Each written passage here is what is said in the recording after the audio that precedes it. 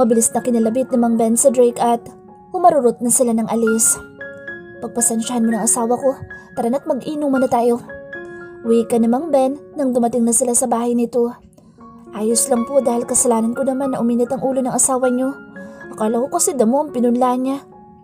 Tugon ni Drake at pumasok na sila sa loob. Sinimulan na nila ang uminom. Alam mo Drake, buong buhay namin iniingatan namin yan si Charisse dahil siya na lang ang naiwan sa amin ng kapatid ko. Alam mo bang laging nasa tapya noong elementary siya? Pero simula noong namatay ang mga magulang niya ay naging tangan na siya. Simula ni Mang Ben na kwento kay Drake. Nangunot ang noo ni Drake sa huling sinabi ni Mang Ben sa kanya at nais niyang malaman ang buhay ni Charisse. Ano pong nangyari sa mga magulang ni Charisse? Ano po ang ikinamatay nila? Tanong niya kay Mang Ben at ininom ang alak na nasa kanyang baso. Uminom muna ulit si Mang Ben at kumuha ng balat ng lechon sa kakinain bago sinagot ang tanong ni Drake. Galing sila sa bakasyon noon. Nang pauwi na sila ay naaksidente ang bus na sinasakyan nila. Kasama si Charisse noon. Nawala ng malay si Charisse sa bus at nang magising na siya ay nakita niya na marami ang namatay at isa na ang mga magulang niya na namatay mismo sa tabi niya. Dagdagan pa na nasunog ang bus. Muntik nang hindi makalabas si Charisse. Mabutit nakuha agad siya ng rescuer at dinala sa ospital. Yun nga lang, noong nagising siya hindi na siya nakakapagsalita at nakatulala lang. Mahabang kwento ni Mang Ben sa dinanas ni Charisse kay Drake. Nakonsensya si Drake sa narinig niya dahil lagi niyang sinasabihan si Charisse noon na walang utak at tanga. Alam mo bang 3 taon na hindi nakapagsalita ang batang iyon? At 3 taon din namin siyang ipinagamot. Marahil sa mga gamot na iniinom niya, naging mahina ang common sense niya. Noong nakapagsalita na siya, pinaaral namin siya at lagi siyang nabubuli dahil sa katangahan niya. Alam mo ba na hindi man lang umiyak ang batang iyan kahit na tinutukso siya? Pero noong umibig siya kay Roy, doon namin nakita na nasaktan siya ng gusto. Tapos dinagdagan mo pa. Kaya ayun at gusto nang lumayo. Malungkot na pahayag ni Mang Ben kay Drake. Kumirot ang puso ni Drake sa sinabi ni Mang Ben. Ngayon niya lang nalaman ang pinagdaanan ni Charisse kung bakit ito mahinang umintindi. Simpleng utos at tanong ay hindi agad nito maiintindihan. Pinagsalitaan niya ng masama ang dalaga at binulyawan niya pa ito nang malaman na dinala nito ang ina niya sa dalampasigan. Hindi alam na Drake kung ano ang sasabihin niya kay Mang Ben. Gusto niya na makita ang dalaga at yakapin ito. Alam mo ba na may trauma yan si Charisse na sumakay ng bus? Kaya hindi yan sumasakay sa bus dahil takot siya. Dugtong pang sabi ni Mang Ben. Kaya pala nawalan siya ng malay noong nagkaroon kami ng team building noong sasakay na sana siya sa bus na service nila. Wala sa sariling sabi ni Drake kay Mang Ben. Nanlaki ang mga mata ni Mang Ben sa sinabi ni Drake. Ibig sabihin na wala ng malay ang pamangkin ko? Ay, kawawang bata. Hindi naman namin alam na may trauma siya sa bus, kaya nga pinasakay ko na lang siya sa sasakyan ko. Wika na Drake kay Mang Ben saka uminom ulit sila ng alak. Makalipas pa ang ilang oras ay nakarami na ng inom si Mang Ben at ilang sandali pa ang lumipas ay dumating naman si Ricky. Nakarami na yata kayo. Happy birthday pala. Regalo ko sa'yo. Bate ni Ricky kay Drake at iniabot ang isang paper bag na may lamang alak din. Bakit ang tagal mo? Maktol na tanong ni Drake sa kaibigan. Dumaan pa ako sa paaralan na tinuturuan ni Giselle. Sagot ni Ricky. Nandito pala magiging manugang ko. Nakangiting sabi ni Mang Ben kay Ricky. Galing ito sa banyo at umihi.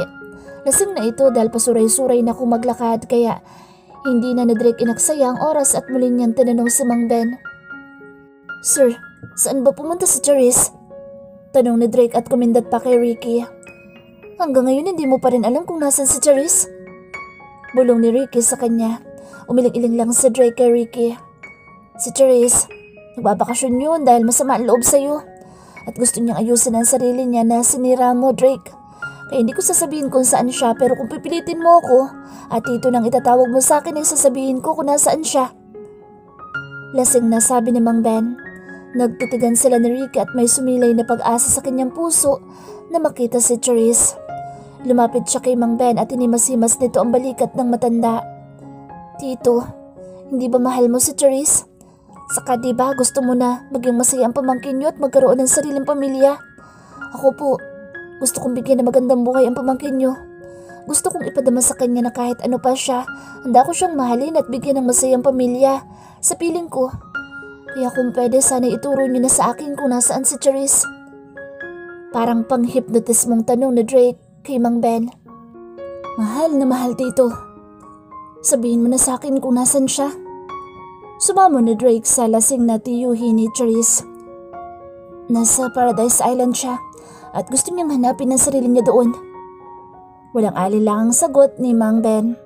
Napayas ng sekreto si Drake nang sinabi ni Mang Ben kung nasaan si Charisse at natutuwa itong tumingin kay Ricky. Ihatid mo ako sa port. Agad na utos na Drake kay Ricky.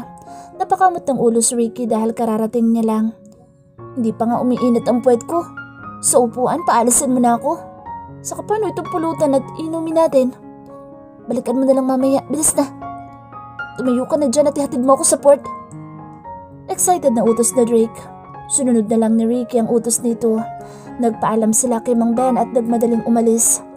Nagtataka na lang ang matanda kung bakit umalis silang dalawa. Bakit nagmamadaling umalis ang dalawang yun, Ben? Tanong ni Aling Linda nang makita ang dalawa na paalis. Katatapos niya nang itanim ulit ang ipinunla niya na binunot na Drake kanina. Hindi ko alam.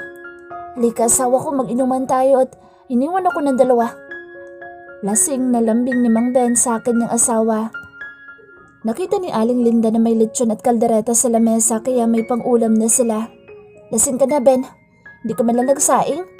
Babalik pa ba ang dalawang yun para maisama ko sila sa sinaing? Wika ni Aling Linda nang binuksan nito ang kaldero na walang laman. Hindi ko nga alam. Baka pupuntahan nila si Charisse. Lasing na sagot ni Mang Ben at nagtagay ulit. Halos lumuwa ang mga mata ni Aling Linda sa narinig. Ano? Sinabi mo ba kung nasaan si Charisse? Tinanong ako. Siyempre sinagot ko lang naman ang tanong ni Drake. Sagot ni Mang Ben na halos papikit-pikit na ang mga mata sa kalasingan. Binatukan nito ni Aling Linda dahil sinabi nito sa binata kung nasaan si Charisse. Ugok ka talaga. Bigyan ka lang ng alak at lechon, ilalaglag mo ng pumangkin mo. Ay, napakamot na lang si Mang Ben sa kanyang batok at napasimangot. Si Drake naman at Ricky ay kasalukuyang nasa biyahe. Pupunta ka sa isla na walang baon na damit? Puna ni Ricky kay Drake. Shit, idaan mo muna ako sa bahay. Kukuha lang ako ng ilang damit ko at huwag mo sasabihin kay mama na pupunta ako ng isla dahil ang akala niya binisita ko si Charisse. Hindi niya pa alam ang totoo at ayoko ma-stress siya. Lalo na't naka-recover na siya sa trauma niya. Seryosong sagot na Drake kay Ricky. Gamit na Drake ang kanyang sasakyan at si Ricky ang nagmamaneho. Ang kotse ni Ricky ay naiwan sa kalsada na malapit sa bahay nila Giselle. Okay, sigurado ka ba talaga sa nararamdaman mo para kay Charisse? Baka mamaya ginagamit mo lang si Charisse. Tanong ni Ricky. Hindi ako makapagtrabaho na maayos hanggat hindi ko nakikita si Charisse. Alam mo naman na halos ilang araw na rin akong hindi nakakapagtrabaho na maayos dahil nakikita ko ang bakanteng upuan ni Charisse sa opisina. Saka ibababa ko na ang pride ko para lang sa kanya. Determinado niyang sagot kay Ricky. In love ka na nga talaga kay Charisse. So, good luck bro. Sana pagdating mo sa isla ay makuha mo ang loob ni Charisse. Proud na tinapik ni Ricky ang balikat ni Drake. Dumaan muna sila sa bahay ni Drake at kumuha lang siya ng ilang pirasong damit saka tumuloy na sila sa port. Si Albert lang ang sinabihan niya na kapag hinanap siya ni Belen ay sabihin nito na nasa business trip siya. Pagdating nila sa port ay may isang bangka na pupunta na sa Paradise Island. Pare, ikaw na munang bahala sa opisina habang wala ako. Pasensya na sa abala. Paumanihin na Drake kay Ricky nang makababa na siya ng kotse. Walang anuman pare. Siguraduhin mo lang na sa pagbalik mo ay kasama mo na si Charisse. Sabi ni Ricky at tumangulang ito kay Drake. Nagmadaling sumakay si Drake sa bangka na papaalis na. Hapon na siyang nakarating sa isla. Pagbaba niya sa bangka ay sabik na siyang makita si Charisse. Naglakad-lakad muna siya nang may nakita siyang bahay nangyari sa kawayan. Sakto naman na may nakasalubong siyang lalaki. Magandang hapon po. May alam po ba kayong hotel dito o bahay na pwede kong tuluyan ng ilang araw? Tanong ni Drake sa lalaki na kasing edad niya o mas matanda lang siya ng ilang taon. Walang hotel dito. Yung bahay nangyari sa kawayan ay pwede niyong upahan kung hindi kayo maarte. May 5 silid pa na bakante. Di pa kasi namin napadevelop itong resort. Sagot ng lalaki kay Drake. Sige, kukunin ko ang isang silid. Hindi naman ako maarte. Ang importante may matuluyan lang ako dito. Sang-ayon na Drake sa lalaki. Wala naman siyang pakialam sa kung ano ang mukha ng bahay. Basta ang mahalaga ay may masilungan siya habang hinahanap niya si Charisse sa lugar na ito. Ako nga pala si Cesar. Sir, halip po kayo sa bahay para makapamili kayo ng silid niyo. Pakilala ni Cesar sa kanya. Just call me Drake. Tipid na sabi ni Drake at nakipagkamay kay Cesar. Naglakad na sila papunta sa bahay nila, Cesar at Lola Rusing. May promo po kami ngayon, sir. Babayaran niyo po ang room namin sa murang halaga at may kasama ng almusal, tanghalian at hapunan. Lahad ni Cesar kay Drake. Sige, ikaw bahala. Bastang importante may matulugan ako. Sang-ayon na Drake. Umakyat sila sa bahay na yari sa kawayan. Itinuro ni Cesar ang mga bakanting silid kay Drake at itinuro ni Drake ang isang silid na may terrace sa loob. Itong silid na ito, di ba bakante? Maganda kasi dahil may terrace siya. Sad na Drake kay Cesar. Makikita kasi sa labas na may terrace ang isang silid. Pasensya na sir, dahil may nakatira na dyan. Payag na Cesar kay Drake. Hindi alam ni Drake na ang tinutukoy ni Cesar na nakatira sa silid na iyon ay si Charisse, ang dati niyang secretary. Ganun ba? Sayang naman. Di bale, dito na lang ako sa katabi ng silid na ito. Panghihinayang ni Drake subalit ayos lang naman sa kanya. Pumasok si Drake sa napili niyang silid at inilagay na sa maliit na kama ang kanyang dalang bag.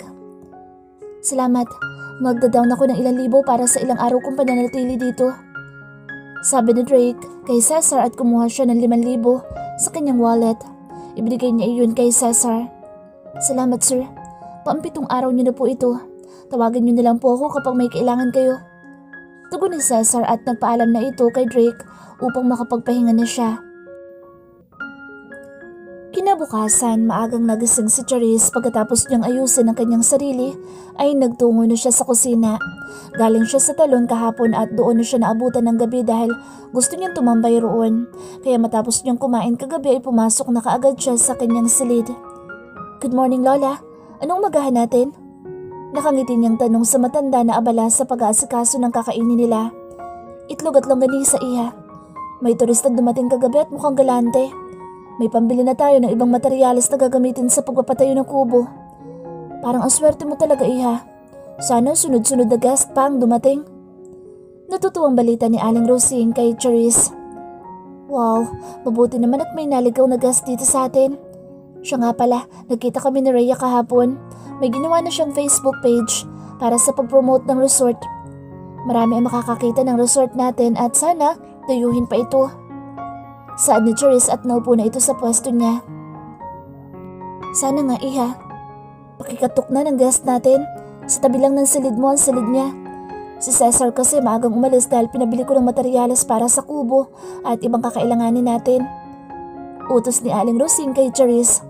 Sige Lola. Tumayo si Charisse at nagtungo sa silid ng guest nila.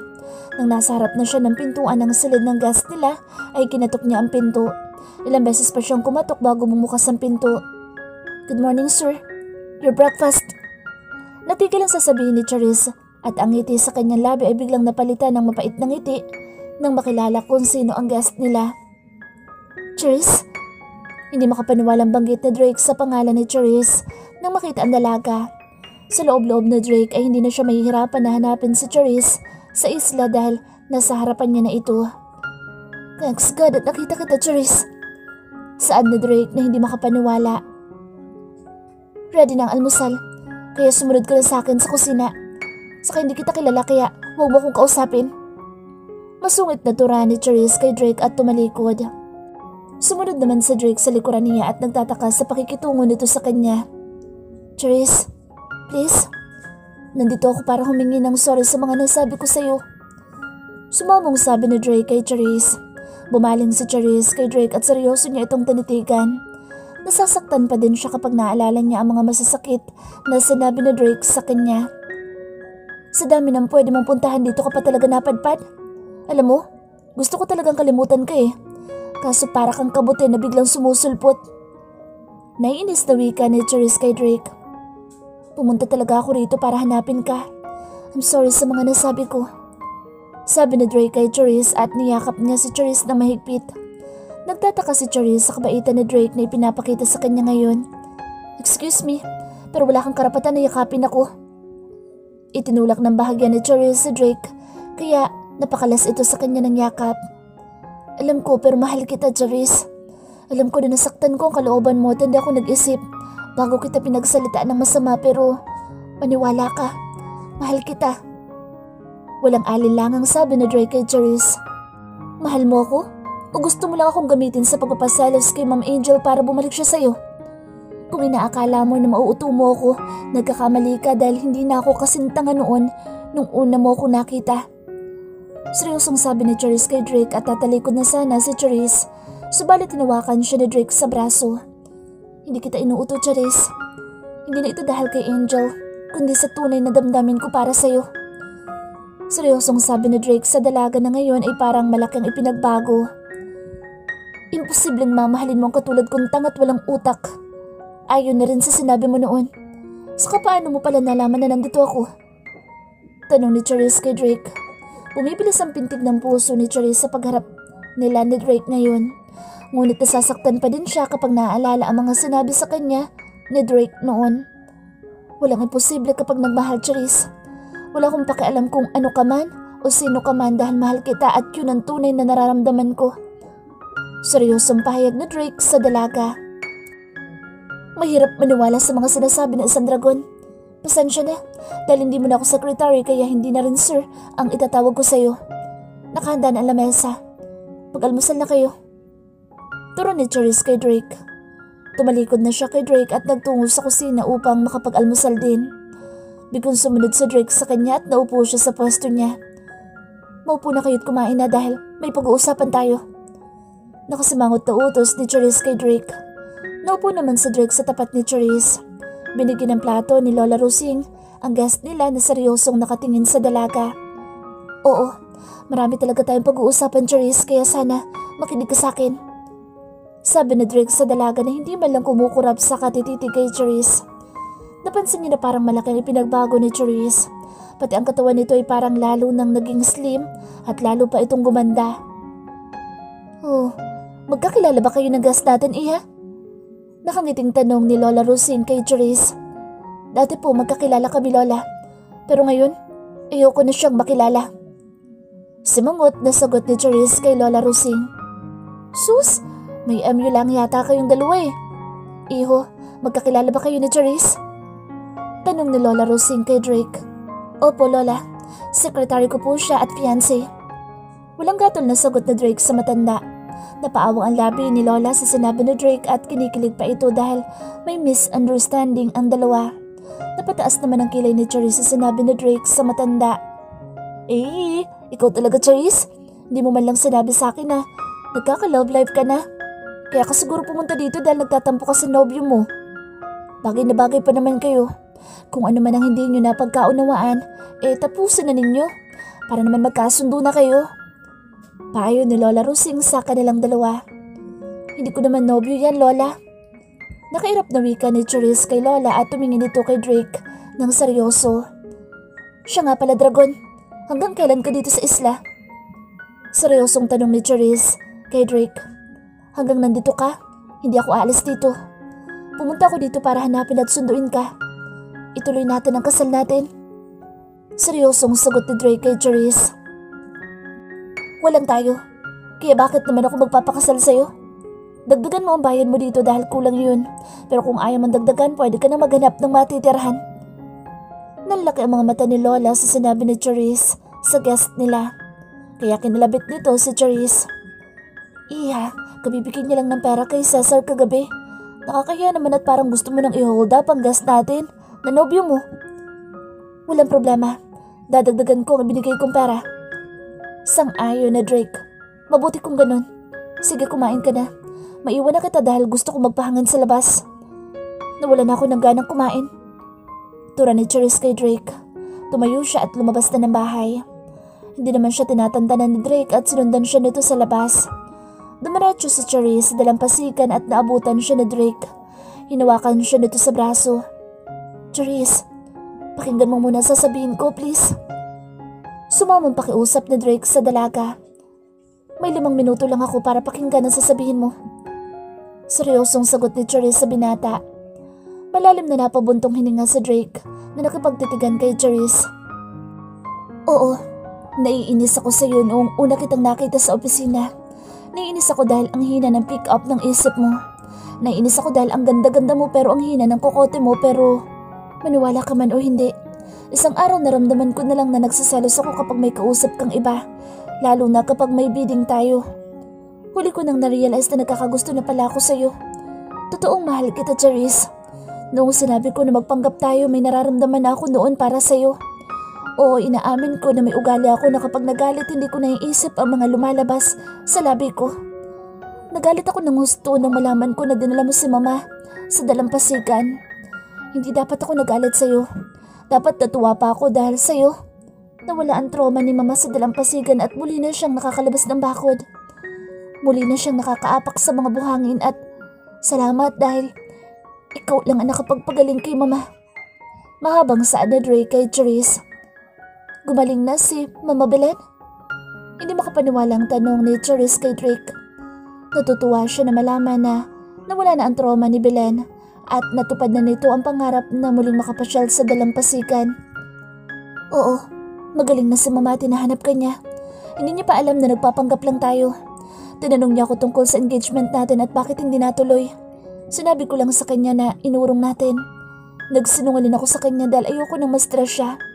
Gustong-gusto ka ni Mama at sa tuwing tinatanong niya ako kung kailan ka pupunta sa bahay, wala akong maisagot sa kanya na tama kundi puro kasinungalingan. Hayaan niyo, kapag umuwi ako sa La Huerta, pupuntahan ko siya at ako magpapaliwanag sa kanya at magsasabi ng totoo kung bakit nagawa nating magpanggap.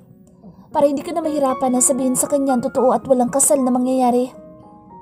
Seryosong sabi ni Charisse kay Drake. Pakakasalan kita, Charisse. Gusto kitang makasama hanggang sa pagtanda ko. Kaya kong baguhin ang sarili ko para sa'yo. Mahalin mo lang ako. Sumama na Drake kay Charisse. Totoo ang kanyang nararamdaman para sa dalaga. Kaya kaya niya na magbago, huwag lang mawala si Charisse sa buhay niya. Paano si Ma'am Angel? Di ba nagkabalikan na kayo? Noong isinauli ko ang singsing, nakita ko magkayakap kayo. Tanong ni Charisse kay Drake habang nakasimangot. Wala na kami ni Angel. Noong nakita mo kami na magkayakap, hindi ibig sabihin ay nagkabalikan kami. Binati lang namin ang isa't isa dahil kahit may iba na kaming gusto, ay nanatili pa rin kami magkaibigan. Sabi ni Drake kay Charisse. Sorry, pero hindi pa ako handa na bigyan ng pag-asa ang pagmamahal na nararamdaman niyo para sa akin. Ayokong umasa at masaktan na naman. At kahit may nararamdaman man ako sa inyo na pagmamahal, ay ayoko munang sumugal. Mahirap kasi magpadalos-dalos ako dahil sa huli ako pa rin na masasaktan. Mahinang turan ni Charisse kay Drake. Naiintindihan kita, Charisse. Sana ibigyan mo lang ako ng pagkakataon na ipakita at iparamdam sa'yo na mahal kita. Pakiusap ni Drake kay Charisse. Sige, bumalik na muna kayo sa bahay at mag-almusal. Mami, baka magutom kayo. May pupuntahan lang ako saglit. Paalam ni Charisse kay Drake at tumalikod na siya sa binata. Kinabukasan, maaga pang nagising si Charisse. Lumabas siya sa kanyang silid na dala ang kanyang maliit na maleta. Nagtungo siya sa kusina dahil alam niya na nandoon si Aling Rosing. Lola, tawag niya sa matanda habang nagluluto ito ng kanilang umagahan para mamaya. Lumingon ang matanda na nagtataka nang makita siya na nakabihis ng damit pang alis at dala-dala ang maleta. O, saan ka pupunta? Bakit nakabihis ka? Nagtatakang tanong na matanda sa kanya.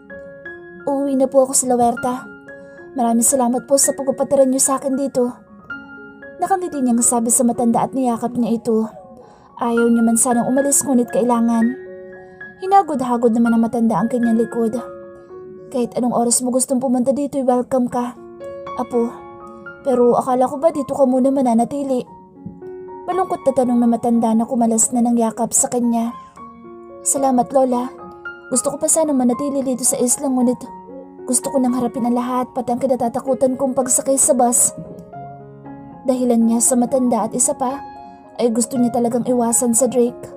Natatakot siya sa kanyang nararamdaman para sa binata. Sige, kung iyan ang pasya mo, Ihahatid na kita sa dalampasigan para makasigurado ako na makakasakay ka sa bangka. Pumayag na si Charisse na ihatid siya ng matanda dahil tsak na matatagalan na naman siyang makabalik dito sa isla. Medyo madilim pa ng mga oras na yun at tulog pa si Drake. Si Cesar naman ay nasa kubo at nakita nito si Lola at Charisse na bumaba sa bahay. Dali-dali nitong nilapitan ang dalawa. "Saan kayo pupunta, Charisse?" Tanong ni Cesar sa dalaga. "Gising ka na pala, Cesar." "Uwi na akong Lawerta." Malungkot na sagot ni Charisse sa binata. "Akala ko ba dito ka muna?" Napakamot si Cesar sa kanyang ulo. "Gusto ko sanang manatili dito pero hindi naman pwede. Narealize ko na kailangan kong harapin ang lahat ng kinatatakutan ko. Pabalik naman ako dito kapag okay na ang lahat." Sagot ni Charisse kay Cesar habang naglalakad sila papunta sa tabi ng dagat. "Paano ang gas namin? Hindi mo sasabihin na babalik ka na ng Lawerta?" Tanong ni Cesar kay Charisse. Umiling-iling si Charisse at ngumiti ng pilit kay Cesar. "Hindi na. Bakit naman ako magpapaalam sa kanya?" Naintindihan naman siya ni Lola at ni Cesar, kaya hinayaan na lang muna nila ang gusto ni Charisse. Dumating sila sa dalampasigan at sumakay na si Charisse sa bangka. Paalis na ito kaya nagmadali na siyang nagpaalam sa dalawa. Habang nasa bangka si Charisse, kasama ng ilang turista ay naiisip niya ang mga nangyari sa buhay niya. Nanginayang siya sa mga panahon na lumaki siyang walang mga magulang. Ngunit, malaki naman ang pasasalamat niya sa Tito Benia at kay Aling Linda pati na kay Giselle na minahal at tinanggap siya sa kabila ng naranasan niya. Isang oras pa ang lumipas ay nakarating sila sa daungan at agad na siyang bumaba. Hindi siya pumara ng taxi, bagkus ay pumila siya sa mga nag-aabang ng bus papunta sa Lawerta. Gusto niyang subukang sumakay sa bus kahit na natatakot siya.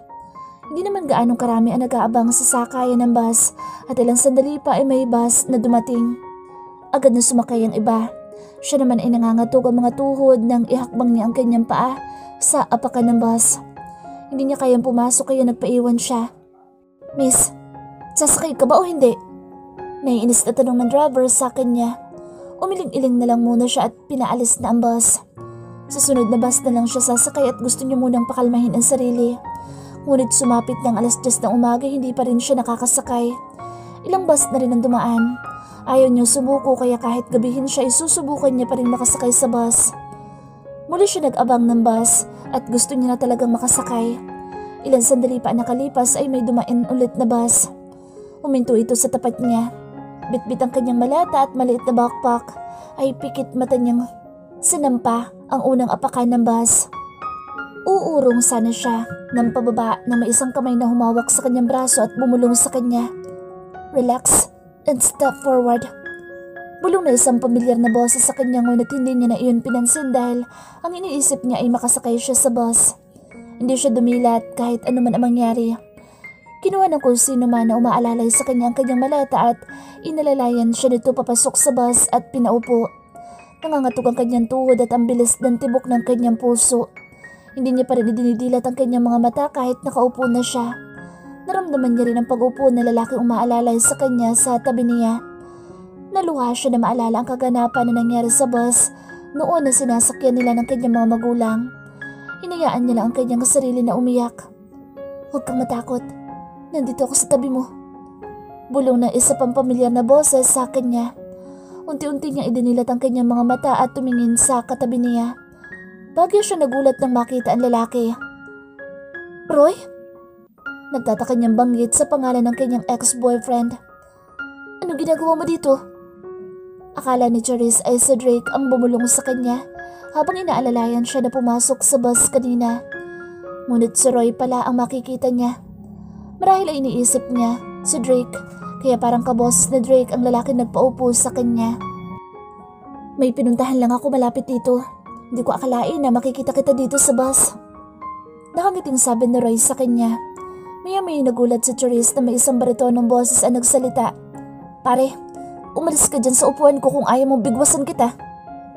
Banta na isang baritonong boses kay Roy. Napalingon si Charisse sa may-ari ng boses at nakita niya si Drake. Tiimbagang ito na nakatingin kay Roy ng masakit. Sorry. Upuan mo pala ito. Bakante pa naman ito kanina pagdating ko." Pwede ka namang maupo dyan sa bakanting upuan. Nauna ako maupo sa'yo dito eh. Mahanging saad ni Roy kay Drake na lalong nagpausok sa ilong ni Drake. Halo-halong emosyon ang naramdaman ni Charisse. Hindi niya alam kung masusuka siya o sumasakit ang ulo niya. Lalo na ngayon na nasa tabi niya ang ex-boyfriend niya at ang kanyang boss na anumang oras na sagutin niya ito ay magiging asawa niya na. Napakagatlabi si Drake at kinuwelyuhan si Roy.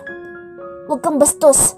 Kung ayaw mo manghiram ng mukha sa aso, umalis ka sa tabi ng fiancé ko. Mariing sabi ni Drake kay Roy.